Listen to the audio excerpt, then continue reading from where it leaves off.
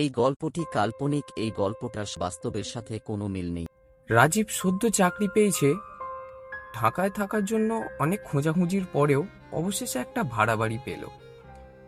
পুরনো ঢাকার ভেতরে অদ্ভুত একটা দোতলা বাড়ি, চারপাশে পুরনো অলিগলি, শ্যাওলা ধরা দেয়াল আর অন্ধকার উঠোন। ভাড়া আশ্চর্যজনকভাবে কম। শুধু একটাই শর্ত দিল বাড়িওয়ালা, মনে রেখো বাবা, সন্ধ্যার পর ছাদের দরজা খুলবে না, দিনের আলোয় উঠতে। আশা করি তোমরা এতক্ষণে সাবস্ক্রাইবটা করে দিয়েছো। একটু প্লিজ সাবস্ক্রাইবটা করে দিও, লাইক করে দিও। তোমাদের একটা লাইক আর সাবস্ক্রাইবের জন্য আমাদের একটা মোটিভেশন হয় যে আরও নতুন নতুন কিছু গল্প তোমাদের জন্য আনি।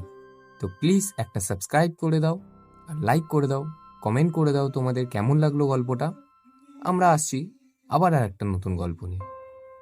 পারো, কিন্তু সূর্য ডুবলেই ওদিকে যাওয়া একেবারেই মানা। রাজীব অবাক হয়ে গেছিল, কিন্তু ভাড়াও কম, তাই রাজীব মাথায় নিল না। ভাবল, পুরনো বাড়ি, হয়তো কুসংস্কার আছে। প্রথম কয়েকদিন সব স্বাভাবিক ছিল। রাজীব চাকরি থেকে এসে রাতে বই পড়া বা মোবাইলে গান শোনা সময় কাটিয়ে দিত এরম ভাবেই। কিন্তু চতুর্থ দিনের রাতে এক অদ্ভুত ঘটনা ঘটল। হঠাৎ ঘুম ভেঙে গেল সেই আওয়াজ শুনে, ছাদের দরজার খোলার শব্দ। রাজীব বিরক্ত হলো, মনে হচ্ছিল কেউ দরজা ঠেলে খুলছে। সে বিছানায় বসে শুনতে লাগলো। পুরো বাড়ি নিস্তব্ধ, তবুও ওপরের ফাঁকা ছাদে যেন কারোর পায়ের শব্দ ভেসে আসছে। রাজীব সাহস করে উঠে গিয়ে জানালা দিয়ে আকাশের দিকে তাকালো।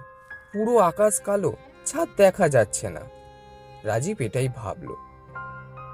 পরের দিন সে বাড়িওয়ালাকে জিজ্ঞেস করলো, আচ্ছা, আপনারা ছাদে যান না কেন? বাড়িওয়ালা শুধু চুপ করে তাকালেন, তারপর ধীরে ধীরে বললেন, বাবা, রাতে ছাদে যা থাকে ওটা মানুষ না, অনেকেই গেছিল, কেউ আর ফিরে আসতে পারেনি। রাজীব স্তম্ভিত হলেও ভিতরে ভিতরে হাসলো। এই যুগে আবার ভূত? এসব বাজে কথা। এক সপ্তাহ পরে এক রাতে বিদ্যুৎ চলে গেল হঠাৎই। চারপাশে অন্ধকারে ঢেকে গেল। রাজীব লণ্ঠন জ্বালিয়ে বারান্দায় বসে ছিল।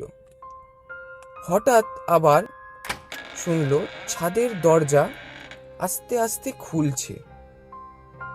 শব্দটা এবারে অনেক স্পষ্ট।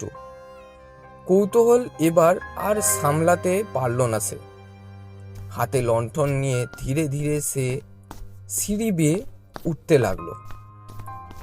ছাদে গিয়ে দেখে চারপাশে একেবারে ফাঁকা। কিন্তু কেন? মনে হচ্ছিল কেউ সামনে হাঁটছে। বাতাস নেই, তবু তার শরীর কেঁপে উঠল।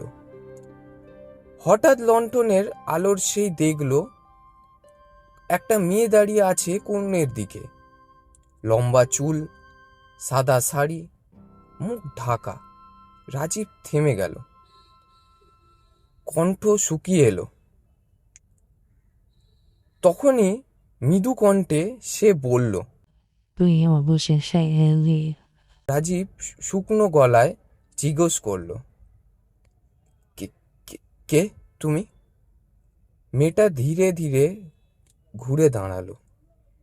মুখ দেখে রাজীবের বুক হিম হয়ে গেল। চোখ নেই, শুধু ফাঁকা গর্ত, আর ঠোঁট চেরা, সেখানে কালো ফাঁকা গহ্বর। রাজীব পেছনে ঘুরে দৌড় দিতে যাবে, এমন সময় মেয়েটা ভেসে এসে আস্তে আস্তে রাজীবের কানের সামনে বলল, আমি অনেক দিন ধরেই অপেক্ষা করছি। আমার সঙ্গে তুই যাবি, থাকবি আমার সাথে। এক শীতল হাত রাজীবের কাঁধে স্পর্শ করল। শরীর অবশ হয়ে গেল। লণ্ঠন হাত থেকে পড়ে ভেঙে গেল, আর নিভে যেতেই পুরো ছাদ অন্ধকারে ঢেকে গেল। তারপর সারা পাড়ায় শোনা গেল রাজীবের এক ভয়ানক চিৎকার।